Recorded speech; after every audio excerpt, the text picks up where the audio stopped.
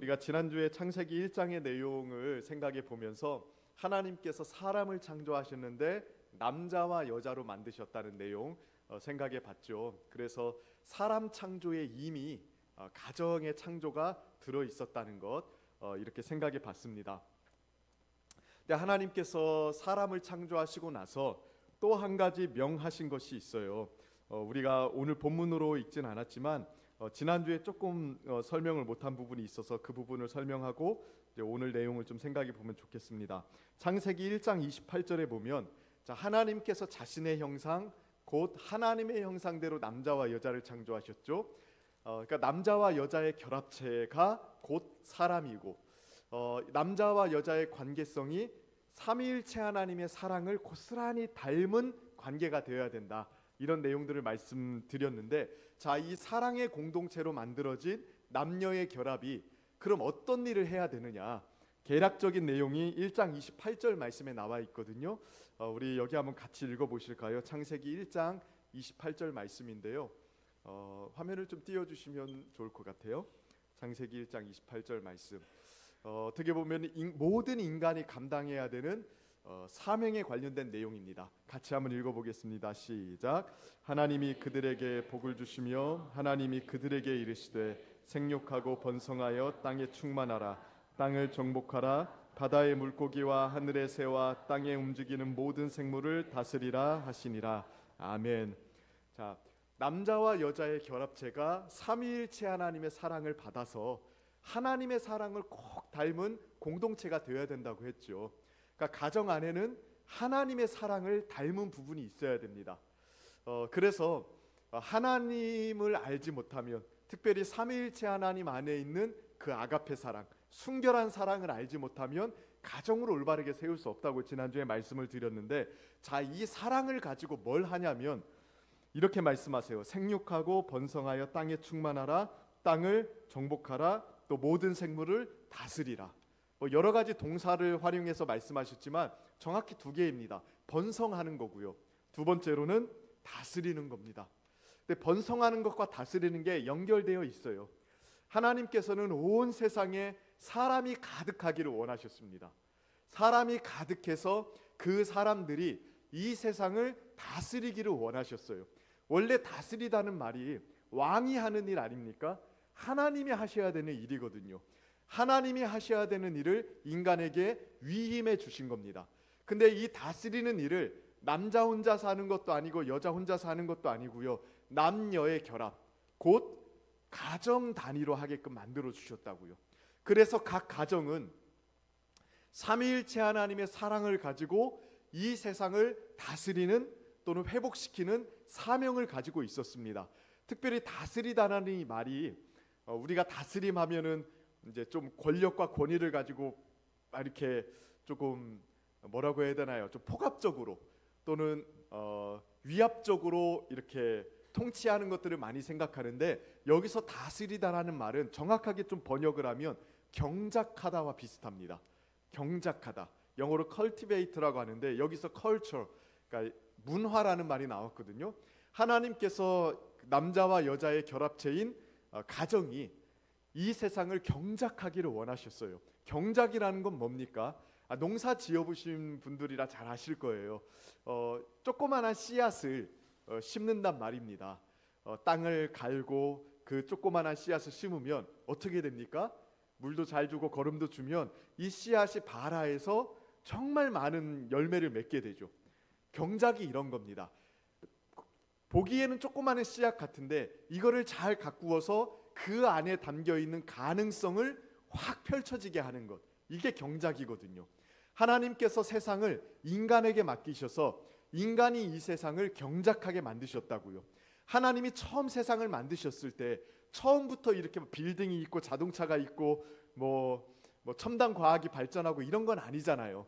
그런데 그런 것들이 발전될 수 있는 모든 가능성들이 이 세상 안에 다 담겨 있었습니다. 그러니까 이런 것들을 잘 가꾸어서 하나님이 이 세상 속에 넣어두신 가능성을 폭발적으로 나타낼 수 있게 하는 게 경작입니다. 그러니까 남자와 여자가 이 세상을 개발시키고 잘 가꾸어서 이 세상 안에 숨겨져 있는 그 가능성을 확 펼치기를 원했던 거예요. 그래서 확 펼쳐가지고 하나님이 얼마나 위대한 분이고 영광스러운 분인지가 시간이 가면 갈수록 더 찬란하게 나타나기를 원했던 겁니다. 원래 하나님이 처음 창조하셨던 이 세상 자체도 보기에 너무 좋았거든요. 하나님의 영광스러움이 찬란하게 빛났는데 이 세상을 경작함으로 인해서 하나님의 영광스러움이 더 풍성하게 나타나게 하신 것이죠. 그러니까 이게 인간의 사명이었다고요. 그리고 남자와 여자가 이 일을 가정 단위로서 같이 하게끔 만드신 게 하나님의 원래 플랜이었습니다. 그런데 이 세상에 죄가 들어오고 많이 망가졌죠. 세상도 망가지고 가정도 망가졌습니다.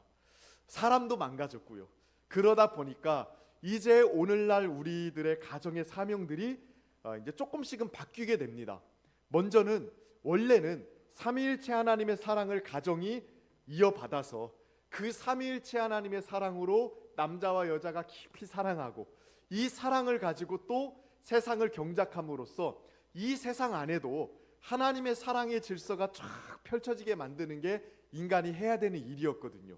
근데 이 모든 게 와장창창 망가지다 보니까 일단 가장 필요한 게 뭘까요? 지금은 인간 자체가 회복되는 게 가장 먼저 필요해요. 사람의 마음 속에 삼위일체 하나님의 사랑을 누리고 배우는 일이 없다 보니까 망가져 있잖아요. 그러니까 인간이 먼저 회복이 돼야 되고요. 회복된 인간이 서로 만나서 가정을 이루는데 이 가정도 삼위일체 하나님의 사랑을 깊이 누리는 가정으로 회복이 돼야 되고요.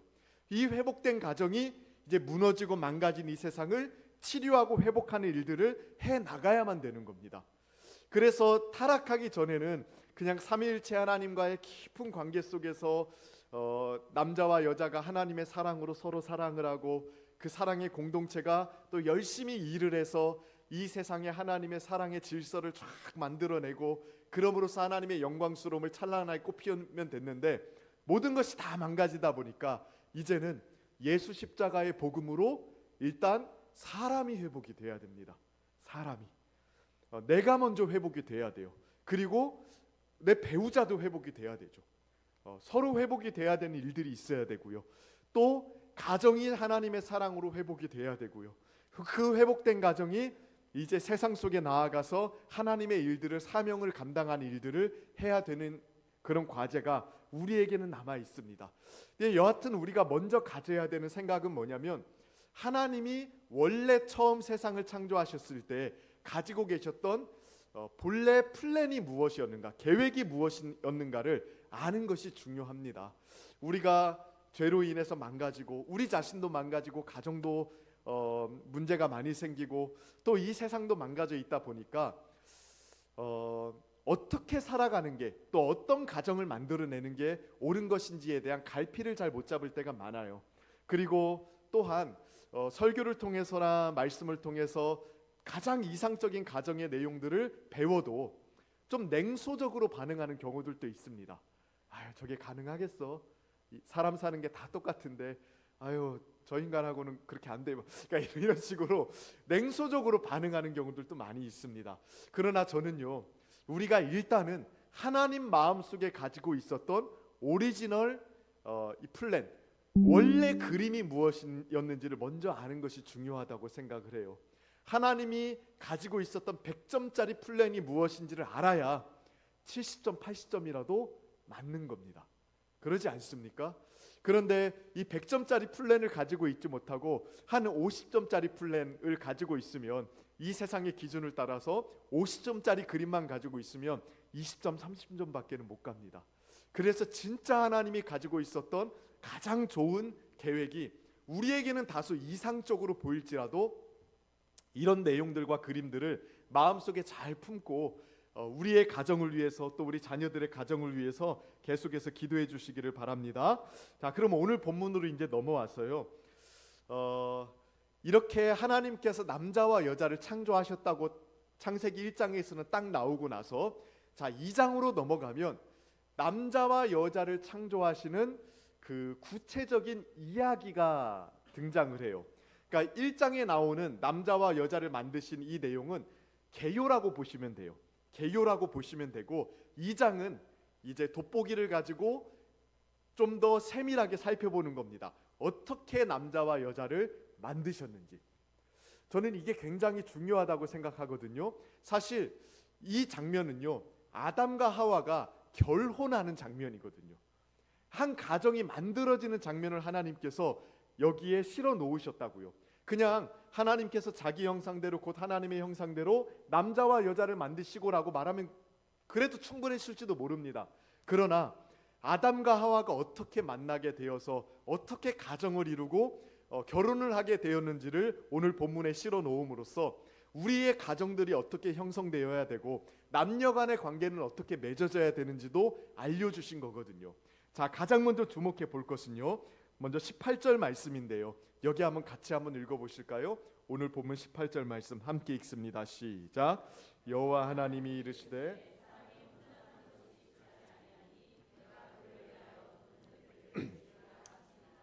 자, 가장 우리의 눈길을 끄는 장면이 뭐냐면 좋지 않다는 거예요. 자, 창세기 1장을 가만히 보면 제일 많이 등장하는 단어가요, 좋았더라요. 하나님이 만드시고 좋다. 하나님이 만드시고 좋았더라. 심지어 사람을 만드시고는 뭐라고 말씀하셨습니까? very good. 심히 좋았더라. 그런데 좀 충격적인 장면이 하나 나오는 겁니다. 아담을 봤을 때는 하나님이요, 좋지 않다고 말씀하세요. 지금까지는 다 좋았는데 딱 하나 좋지 않다고 표현된 게 있어요. 자, 뭐가 좋지 않았습니까? 그렇죠. 사람이 혼자 있는 것이 좋지 않았다라고 이야기합니다. 자, 아담의 삶은요, 부족한 게 하나도 없었습니다. 하나님의 형상대로 지음받았잖아요. 죄로 인해서 아직 타락하기 전에 인간이거든요. 지구상 존재했던 모든 인류 중에 가장 뛰어난 존재가 아담입니다. 그러니까 진화론을 믿는 사람들은 뭐 아담의 존재도 믿지 않을 뿐 아니라 이제 그 진화의 결과로 인간이 탄생했다고 보니까 이제 그렇게 믿진 않지만, 하나님이 처음 세상을 만드시고 인간을 만드셨을 때 완전한 인간을 만드셨다고요. 그리고 죄로 인해서 오염되지 않은 인간이었다고요. 그러니까 아담은요, 모든 부분에서 인간 중에 가장 탁월한 인간이에요. 우리는 어때요? 우리도 하나님의 형상을 닮긴 닮았지만 우리는 죄로 인해서 마음속이 많이 망가져 있잖아요. 뭐 마음만 망가져 있습니까? 우리의 인격과 지성과 사고의 방향, 또 우리의 결심과 의지력, 이런 것들이 다 죄로 인해서 타격을 입고 구부러지고 뒤틀리고 왜곡된 부분들이 많거든요. 아담은 지금 그런 게 하나도 없는 존재예요. 가장 멋지고 영광스러운 존재거든요. 더군다나 아담이 왕이잖아요. 지금 이 땅에 하나님의 아담에게 모든 것들을 누리라고 주셨어요. 부족한 게 하나도 없는 상황입니다. 그런데 뭐가 없어서 부족했을까요? 뭐가 좋지 않았을까요? 그렇죠. 혼자인 게 좋지 않았대요. 전 두 가지라고 생각을 하는데, 첫 번째로는요, 수평적 타자라고 표현할 수 있는데, 얼굴과 얼굴을 맞대고 동등하게 마주 대할 대상이 없었습니다. 자, 창조하신 세상을 보면 하나님이 다 짝을 만들어 주셨습니다. 코끼리도 짝이 있고요, 기린도 짝이 있고요, 날아다니는 새도 짝이 있게 만드셨을 거예요. 그런데 아담만 얼굴을 마주 대하고 대화할 수 있는 짝이 없어요. 이 아담의 고독감, 이 고독감이 하나님이 만드신 이 세상에 어울리지 않는 요소였던 겁니다. 그런데 저는 이 부분을 묵상하면서 이 아담의 혼자 있는 이 고독의 자리 있죠. 이 여백의 자리가 결혼을 하는, 그러니까 하와를 맞아들이는 데 있어서 정말로 필요한 시간이었다고 생각을 해요. 그러니까 그냥 하나님께서 아담에게 이런 결핍을 누리지 못하게 하고 느끼지 못하게 하고 처음부터 하와를 줄 수도 있었잖아요. 그러지 않습니까? 그런데 아담에게 이 결핍의 자리, 고독의 자리를 느끼게 하심으로써 하와의 필요성을 절실히 절감하게 하셨다고요. 저는 이게 하나님의 굉장히 오묘한 계획 중에 하나라고 생각을 합니다. 다른 피조물들은 존재하면서부터 짝이 있었거든요. 사자, 호랑이, 뭐 늑대, 개, 뭐 이런 것들은 창조되는 순간부터 짝이 있었습니다. 그런데 하나님은 아담을 먼저 지으시고 일정 기간 동안 아담을 고독 속에 내버려 두시죠. 자신과 얼굴과 얼굴을 마주 대화할 수 있는 이 대상이 없도록 만드셨다고요. 그러니까 이 허전함, 이 고독감, 이 빈자리, 이것들을 깊이 경험하게 하신 후에 여자를 주시거든요. 하와를 주시거든요. 그러니까 이 정서적이고 영적인 고독이 하와의 창조 배경이 됩니다. 그러니까 고독의 공백이라는 건 사랑을 하는 데 있어서 저는 반드시 필요하다고 생각을 해요. 그러니까 고독의 빈자리가 있어야만 상대방을 맞이할 수 있어요. 선한 것을 받아들일 수 있는 빈자리, 이 빈자리가 있어야 됩니다. 저는 여기 우리 청년들 있잖아요. 청년들에게는 꼭 고독을 견디는 시간이 있기를 축원합니다. 아멘 안 할 줄 알았어. 이제 청년이 되고 또 이제 서로 교제도 할 수 있고 뭐 연애도 할 수 있고 그렇죠. 그런데 고독함 속에서 혼자 있는 시간을 잘 보내지 못하는 사람은요, 다른 사람하고 같이 있지를 못합니다. 건강하게 관계를 맺을 수가 없어요. 그런 사람들은 자신의 외로움을 찾기 위해서 다른 대상들을 계속 찾거든요. 그러니까 다른 사람을, 고독을 견디지 못하는 사람은요, 다른 사람을 자기 정서적 만족의 소비물로 생각을 합니다. 그런 사람들은요, 감정적으로 다른 사람들을 이용하는 경우가 진짜 많아요. 그리고 다른 사람을 감정적으로 통제하려고 하는 경우들도 진짜 많습니다.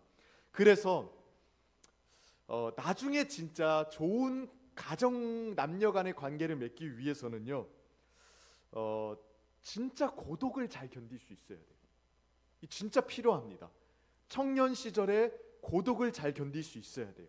그리고 혼자 있는 시간에 자신을 발전시킬 수 있는 창조적인 일들을 계속해서 해 나가야만 됩니다. 근데 이 시간을 제대로 보내지 못하고 진짜 외로움에 허덕거리면서 그 자신의 외로움을 달래줄 사람들만 찾고 다닌다면 좋고 건강한 관계를 맺지 못합니다. 나중에 결혼해서도요, 굉장히 어려움을 많이 겪는 경우가 많아요. 자신의 정서적인 외로움을 달래기 위해서 사람을 만나잖아요. 그리고 결혼을 했어요. 나중에요, 이런 사람들은 진짜 다 그런 건 아닙니다만 많은 경우에 아내가 아니라 혹은 남편이 아니라 다른 사람들이 내 정서적인 외로움을 채워주잖아요. 그럼 밖으로 돕니다. 아내나 남편에게 충실하지 않습니다. 그러니까 여러분, 그 연애 대상이든 결혼 대상이든 물색할 때 진짜 혼자서 충실하게 잘 살아가는 사람들을 찾으셔야 돼요.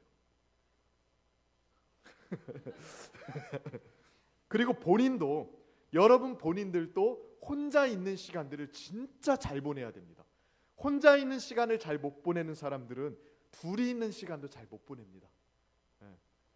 여러분, 내가 좀 팁을 드리자면 혼자서 시간을 잘 보내는 사람은 일반적으로 두 가지는 꼭 하더라고요. 첫 번째로는 도서관을 잘 갑니다. 공부는 둘이서 못해요. 혼자만 할 수 있거든요. 도서관에 가도 책가방만 놔두고 나가는 경우는 제외이고요. 그리고 두 번째로는 꾸준히 운동을 하는 사람. 운동은 다른 사람이 대신해서 못 해주거든요. 그냥 운동도 안 하고 공부도 안 하고 이러면 안 됩니다. 여러분들 스스로도 혼자 있는 시간들을 잘 보내고 또 그런 사람들을 잘 찾아내야 돼요. 이거 진짜 꿀팁인데 제가 한번 드렸습니다. 부부간에도 저는 비슷하다고 생각하거든요. 부부간에도 서로 같이 있는 시간들이 많잖아요. 근데 같이 있는 시간들을 잘 보내기 위해서는 서로 따로 있는 시간들을 건강하게 보내는 것도 중요하다고 생각을 해요. 그러니까 서로 건강한 관계들을 오랫동안 유지하기 위해서는 서로 혼자 있는 여백의 시간들을 반드시 마련하는 게 저는 중요하다고 생각합니다. 그래야 관계가 서로 점검이 되고요. 또 관계가 서로 좀 정화가 되는 경우들이 많이 있거든요. 그 헨리 나우엔이라는 사람이 영적 발돋움이라는 책에서 이 고독에 대해서 이렇게 이야기를 하는데 저는 참 마음에 와닿았어요. 이렇게 이야기합니다. 우리가 고독 속에서 자신과 함께 머물 수 없다면 우리는 타인을 우리의 외로움을 채우기 위한 도구로 사용하게 될 뿐입니다. 하지만 우리가 고독 속에서 하나님을 만나고 스스로 온전해질 때 비로소 타인을 통제하려 하지 않고 그들의 모습 그대로를 받아들이는 진정한 사랑을 할 수 있습니다. 고독은 사랑의 꽃이 피어나는 정원입니다. 너무 멋진 말 아닙니까? 고독은 사랑의 꽃이 피어나는 정원입니다. 그래서 남녀 간의 관계뿐만 아니라 부부 간의 관계에 있어서도 정말 서로를 돌아볼 수 있는 혼자만의 시간, 또 하나님 앞에 자신을 단독자로 세울 수 있는 혼자만의 시간을 마련하는 게 저는 굉장히 중요하다고 생각을 해요. 부재가 있어야 소중함도 아는 겁니다. 우리 그 남편분들은 아닙니다. 이거는 저 개인의 경험. 예전에 저희 아내가 이런 얘기 여보 애들이 진짜 어렸을 때인데 친정에 좀 며칠 갔다 올게 하고 친정에 며칠 갔다 온 적이 있었어요. 가기 한 3시간 정도 전부터 가슴이 설레기 시작했습니다. 두근두근두근. 혼자서 드디어 있는 건가? 약간 이런 생각이 이제 들었는데 제가 그때 이제 느낀 건 뭐냐면 딱 한 3, 4일인가 이렇게 며칠인가 하여간 갔다 온 것 같아요. 정확히 기억은 안 나는데 딱 그 아내가 가고 나서 진짜 몇 시간은 조금 왠지 자유로운 기분이 들더라고요. 진짜 몇 시간. 근데요, 진짜 몇 시간이 지나고 나면 진짜 외롭더라고요. 그러니까 재밌는 게 뭐냐면 뭐 혼자 있어봤자 뭐 대단한 거 할 것 같잖아요. 아니에요. 그냥 똑같이 밥 먹고 똑같이 뭐 TV 보고 똑같이 뭐 저는 뭐 설교 쓰고 그러거든요. 근데 같이 있는 것보다 하나도 재미가 없어요. 그러니까 어차피 밥 먹고 뭐 TV 보고, 근데 같이 밥 먹고 같이 TV 보는 게 훨씬 재밌거든요. 그러니까 혼자 있을 때 좋을 것 같지만 진짜로 좀 고독하고 외롭더라고요. 그런데 며칠 만에 아내가 돌아오니까 진짜 반갑더라고요. 저는요. 그러니까 그때 좀 많이 느꼈어요. 이 공백과 여백이라는 게 관계를 재정비하고 또 상대방에 대한 마음을 리프레시하는 데 있어서 굉장히 중요하구나. 그러니까 여러분들 너무 붙어 있지 말고 가끔은 이제 조금 서로 떨어져 있는 그런 시간을 가지는 것도 저는 참 좋다고 생각을 해요. 네, 하여튼 그렇습니다. 두 번째는요, 돕는 사람의 부재입니다. 그러니까 수평적 타자의 부재로 인해서 고독감을 느꼈다는 게 이제 아담의 첫 번째 상황이고요. 여기에 대해서 하나님이 좋지 않다고 말씀하심으로써 고독의 여백 속에 사랑을 담을 수 있도록 하신 거고요. 두 번째로는 돕는 사람의 부재였어요. 자, 19절 말씀을 한번 보실래요? 자, 하나님께서 어떤 맥락에서 하와를 주시는지를 보는 게 중요한데, 자, 여기 같이 한번 읽어봅시다. 시작. 여호와 하나님이 흙으로 각종 들짐승과 공중의 각종 새를 지으시고 아담이 무엇이라고 부르나 보시려고 그것들을 그에게로 이끌어 가시니 아담이 각 생물을 부르는 것이 곧 그 이름이 되었더라. 자, 아담에게 일을 하나 시키셨어요. 어떤 일을 시키셨습니까? 이름 짓기입니다. 자, 이름을 짓고 부르는 건 고도의 정신적인 행위거든요. 자, 사물의 본질을 파악하고 그 특징을 파악해내는 작업이 이름을 짓는 작업이에요. 그러니까 여러분 코끼리라는 이름 있잖아요. 이게 쉬운 것 같잖아요. 근데 처음에 이 코끼리라는 이름을 뭐 한국말로 누가 지었는지는 모르겠지만 지으려면 진짜 이 코끼리라는 이 짐승의 본질이 뭔지 특징이 뭔지를 파악하는 눈이 필요하거든요. 그러니까 어떻게 보면 아담이 이름을 짓는 행위는 고도의 정신적인 행위이고 노동이었습니다. 특별히 하나님께서 본문을 보시면 각종 들짐승과 공중의 새를 지으시고 자 그에게로 이것들을 이끌어 가셨다고 이야기해요. 그러니까 아담이 가만히 있는데 모든 짐승들을 아담 앞으로 이끌어 가셔서 어떻게 보면 아담에게 일을 시키신 겁니다. 그러니까 아담이 이제 본격적으로 창조 세계를 건설해 나가는 일에 이 노동에 착수하기 시작한 건데 이 일을 하는 데 있어서 하나님이 보기가 안 좋은 부분이 있었대요. 뭐가 필요했어요? 네, 돕는 배필이 필요했답니다. 자, 18절 말씀인데 여기 한번 같이 읽어보십시다. 18절 말씀 함께 읽습니다. 시작.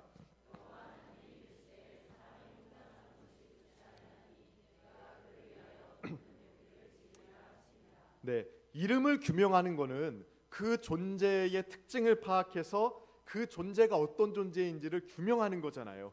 그러니까 이거는 아담의 통치 행위 중에 하나였다고요. 그냥 뭐 이름 하나 딱 지어놓고 부르기 편하게 만드는 게 아니라 진짜 아담이 부르는 이름이 그 존재의 특성이 되는 거니까 아담의 통치 행위거든요. 그러니까 생육하고 번성하고 땅에 충만하고 땅을 정복하고 다스리라고 말씀하셨는데, 정복하고 다스리는 일의 시작이 이름을 짓는 일이었던 겁니다. 근데 이 일을 하는 데 있어서 아담에게 뭐가 필요해요? 돕는 배필이 필요하다고 말씀하세요.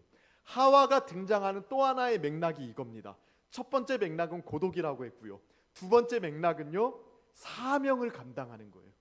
하나님의 사명, 하나님께서 아담에게 맡겨주신 다스리고 경작하는, 통치하는 이 사명을 감당하는 데 있어서 돕는 배필이 필요했던 겁니다. 아담에게 주신 창조의 목적을 실현하는 데 있어서 하와가 없으면 안 되었던 겁니다. 아담이 굉장히 뛰어난 존재였지만 아담 혼자서는 절대로 이 일을 할 수가 없어요. 돕는 사람이 필요했대요.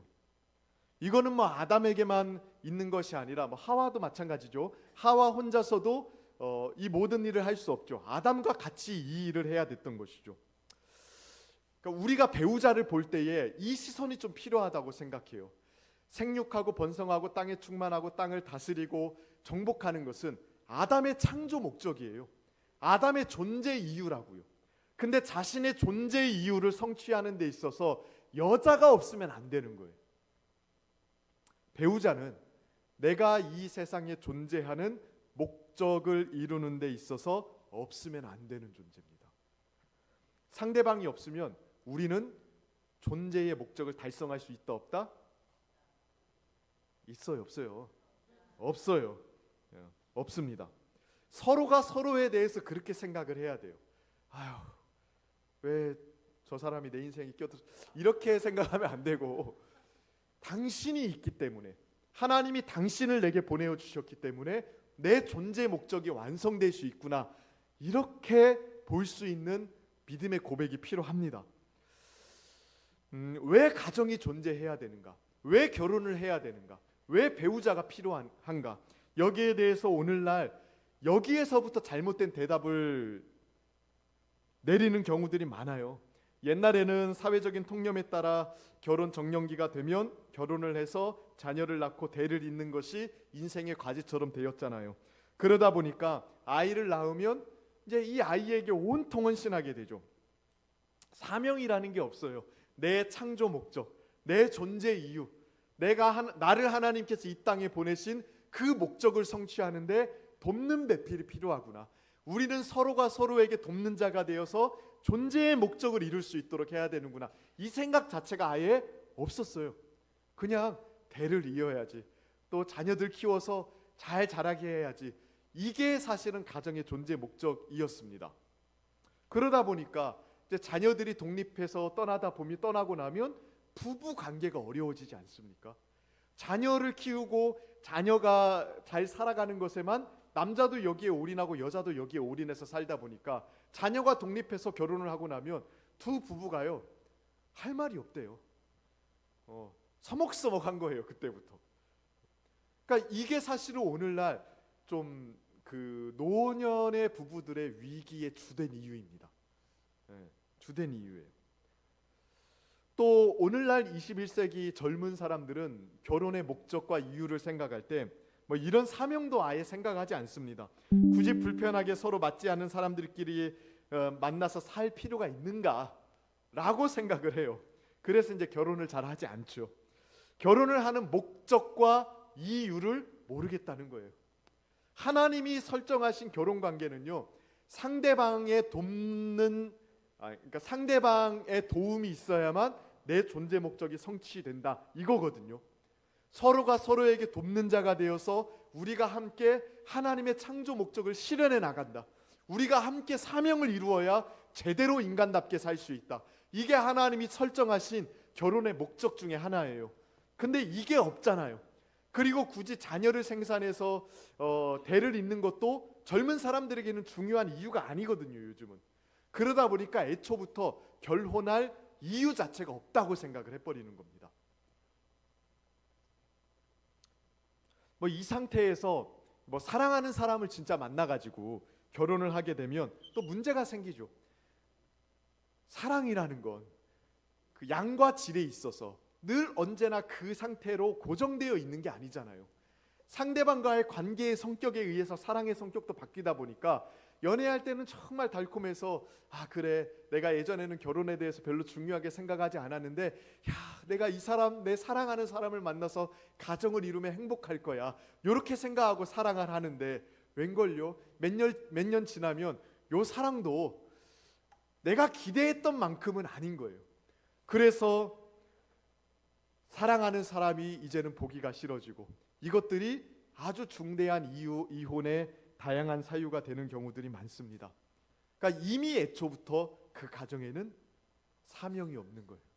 사명을 고려하지 않고 결혼을 했을 때, 뭐 전통적인 사고방식에 의해서든 현대적인 사고방식에 의해서든 하나님께서 나에게 주신 창조 목적을 이루어가는 데 있어서 서로 돕는 배필이 필요하다는 이 생각을 가지고 결혼하지 않다 보니까 전통적인 생각에서든 현대적인 생각에서든 결혼을 했을 때 언제나 문제가 생기게 되는 경우가 많이 있는 것입니다. 그러니까 가정을 지탱하는 가장 중요한 축 중에 하나는요, 사명입니다.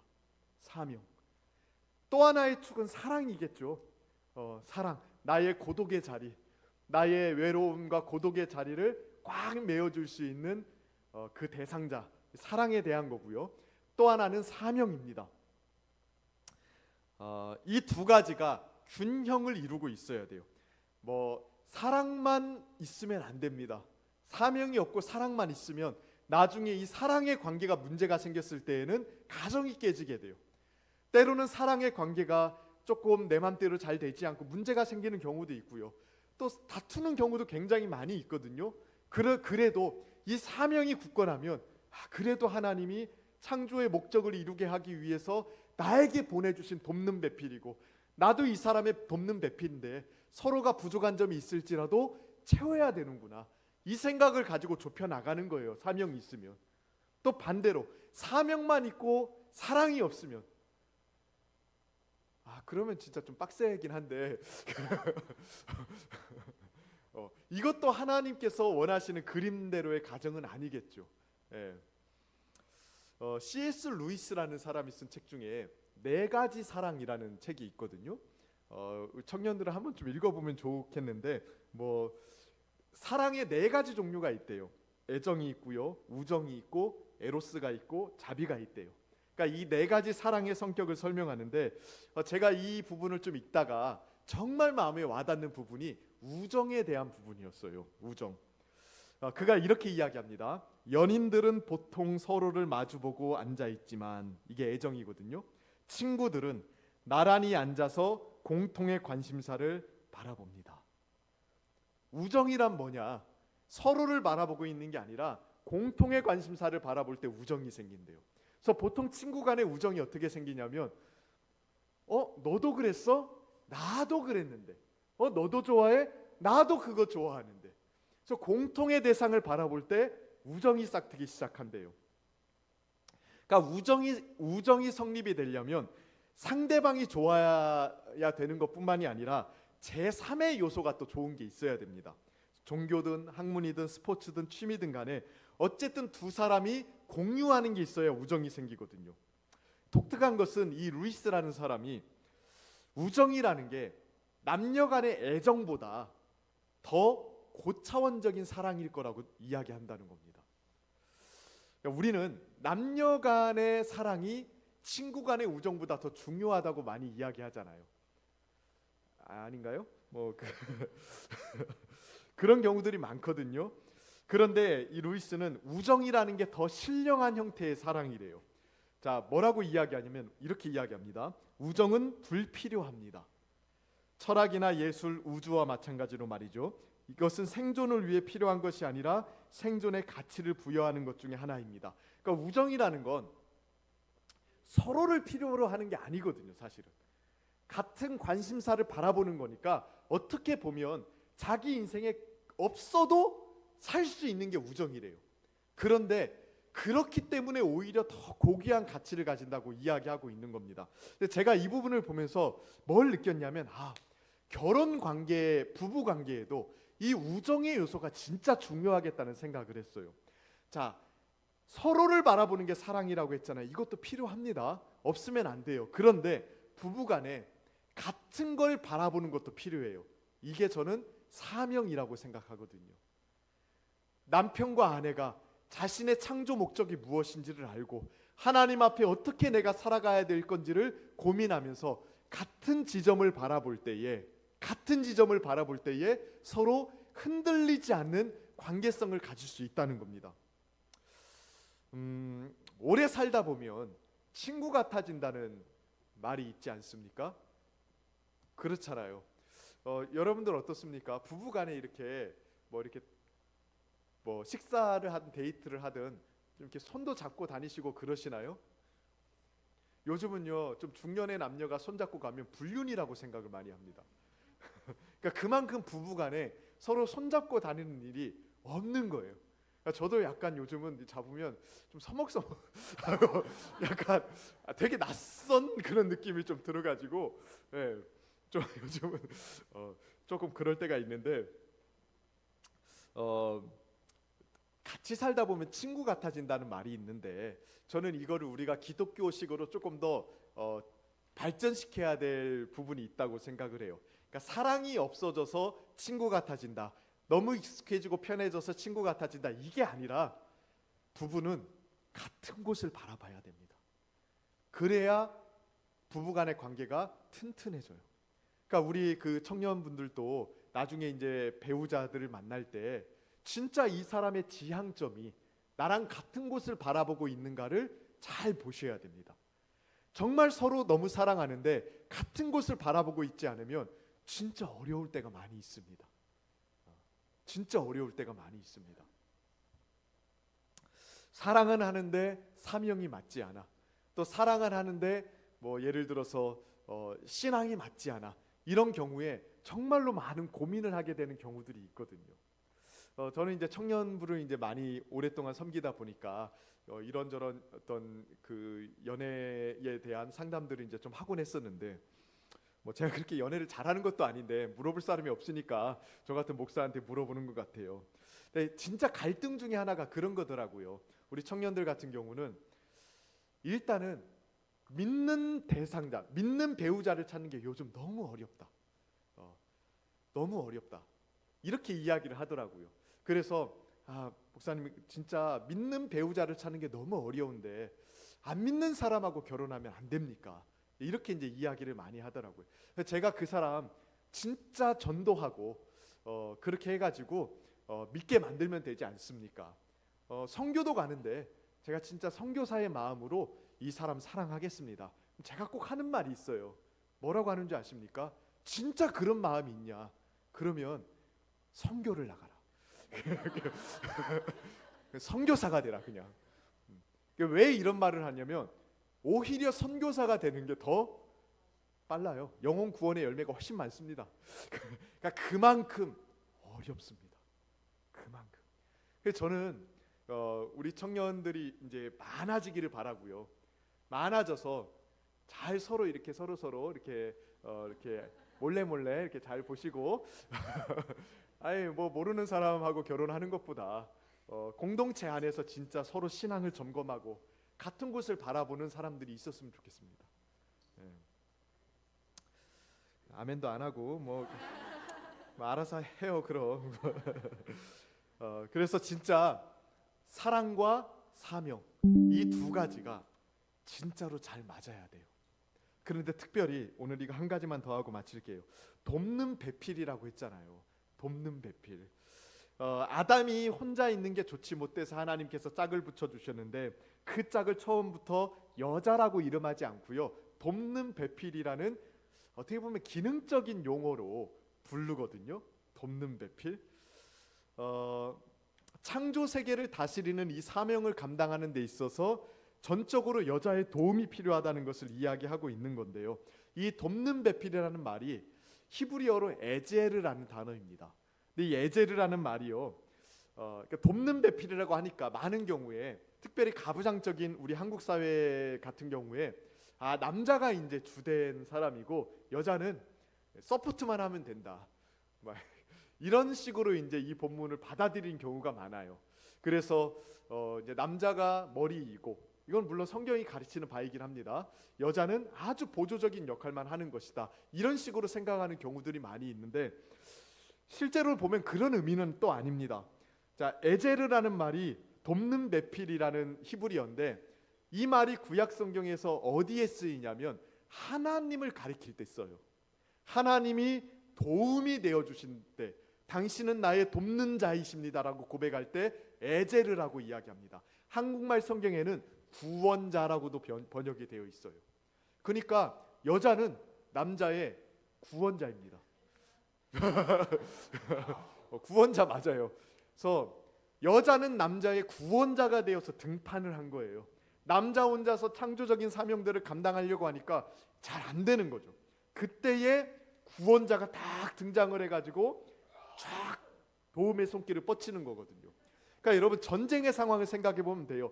이 돕는 자 에제르라는 말이 실제로 전쟁에서 지원군을 표현할 때 사용되는 말이거든요. 자, 막 싸우고 있습니다. 아군이 막 밀리고 있어요. 지게 생겼어요. 그때에 지원군이 딱 도착한단 말입니다. 이 지원군은 아군보다 강할까요, 약할까요? 보통은 강하죠.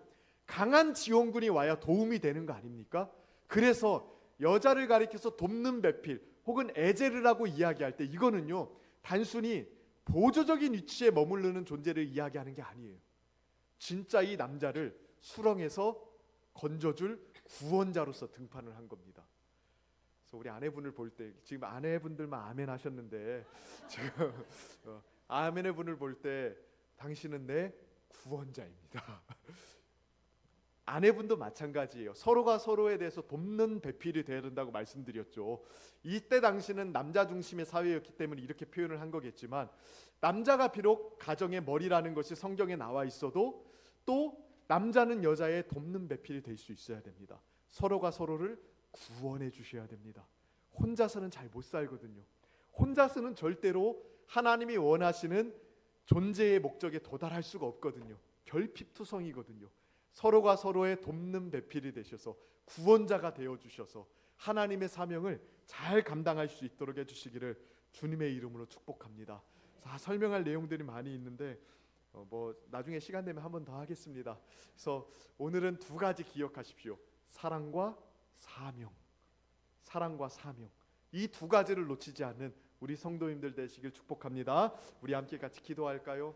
우리 가정을 위해서 함께 같이 기도했으면 좋겠습니다. 다른 무엇보다도 부부간의 관계가 좋아야 됩니다. 자녀가의 관계도 좋아야겠지만 부부가 서로를 향해서 사랑의 관계를 맺고 또 서로를 향해서 돕는 배필이 되어주셔야 됩니다. 그래야만 하나님이 원하시는 가정으로 올바르게 세워지고 또 하나님이 우리에게 맡겨주신 그 사명들을 감당할 수가 있어요. 내 존재 목적도 그 남녀 간의 결혼 관계 속에서만 성취가 되는 겁니다. 우리가 오늘날 깨진 가정 관계와 또 무너진 결혼 생활 속에서 살아갈 때가 많이 있지만 하나님 우리에게 은혜 베풀어 주셔서 다시금 사명을 향해 나아갈 수 있게 해달라고, 또 서로 사랑하는 아름다운 부부관계 이룩할 수 있게 해달라고 우리 함께 같이 주여 한번 부르시며 나아갑니다.